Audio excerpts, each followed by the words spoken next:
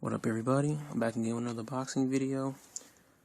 Now, if you guys remember the Andre Ward video that I posted not too long ago about him not being the #1 pound for pound overall, despite other people's opinions, I've read a post here that says that Andre Ward versus Sergio Martinez and how the weight issues won't allow a possible fight between both men.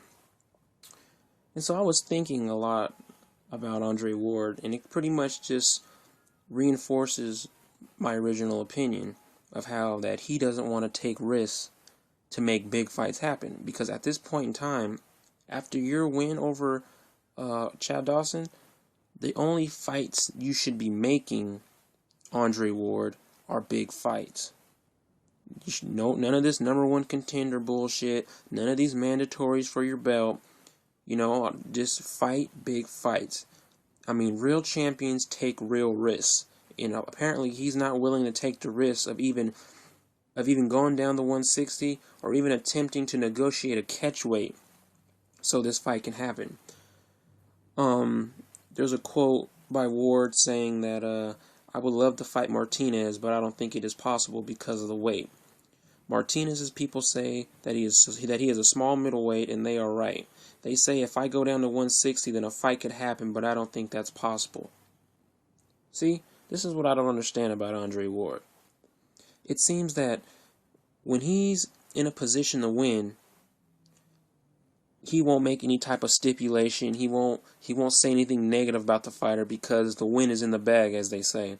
But if at any time in his career or in a match where he feels threatened, he'll make sure that the fight is in Oakland. As 5 of his last big fights, 5 of his championship defenses have been in Oakland. So that once again, that reinforces my opinion with facts.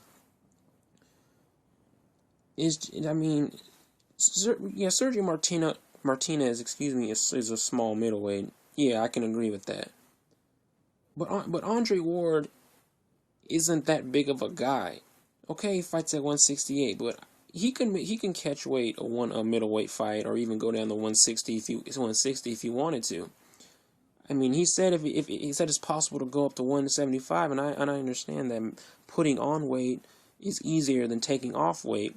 But see, there's pros and cons to both. I mean, you can lose weight but still maintain your strength and speed, opposed to gaining weight where you can still maintain some of your speed and still maintain your power, if not gain a little bit in the process.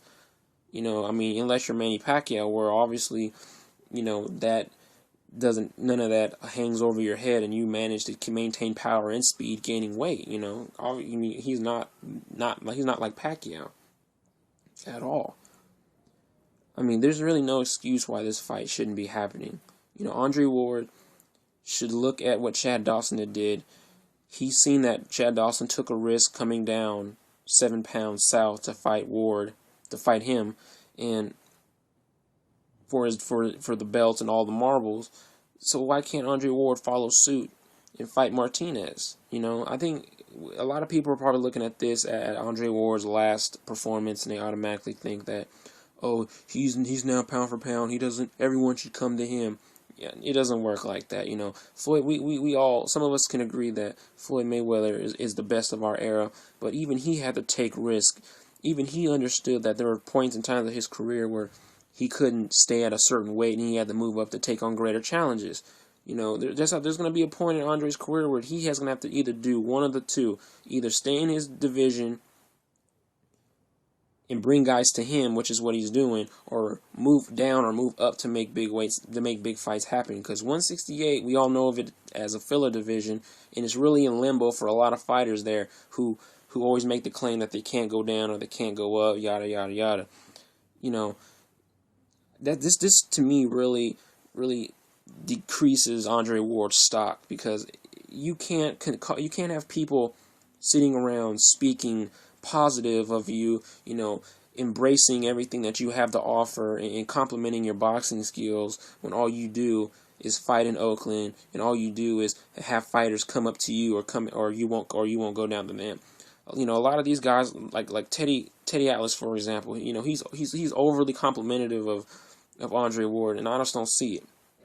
You know, he needs to see that Andre Ward has weaknesses, and I think his weaknesses is that he believes that he's the man when he's really not. I mean, sure, he seems very, very humble.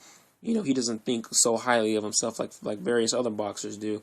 But when it comes down to it, he needs to make big moves if he wants to make big money. And the more the decisions he makes like this, he ain't gonna make any big money. He's always gonna be that woulda, coulda, shoulda boxer. You know, oh, I would have fought him, but the weight was too much, or I couldn't put that much weight on, I couldn't take that much weight off, or I could have fought him, but you know, I was doing other things in my career at the time, or I should have fought him. You know, all that other bullshit. Like, come on, he's in the prime of his career. You know, he's young, he's powerful. There's no reason why a fight with Martinez isn't possible. And I mentioned catch weight. You know, there's no problem with the catch weight if the weight is an issue. But if you're known to make a certain weight, then you're going to contradict yourself and make another weight, you know, that completely shuts out any and all doubt in your previous fight, Manny Pacquiao. You know, then there's no reason why this can't happen.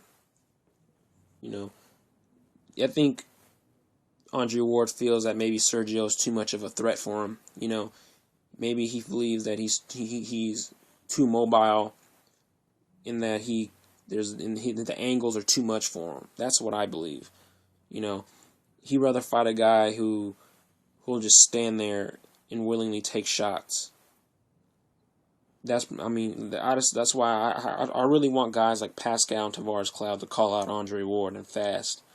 You know, I don't want. It's obvious that Bernard Hopkins may even take a big fight with Andre Ward, you know, to make it his big pay-per-view appearance or something of that sort. You know, to actually whet his palate a little bit. But as I mentioned before, he needs to start making big moves, and he needs to start making big moves now. If not, then I obviously can't take Andre Ward seriously. Not at this point. But that's pretty much all I had to say. I had to, you know, make a couple points, but I'll be back later with a couple more videos. Take it easy. Peace.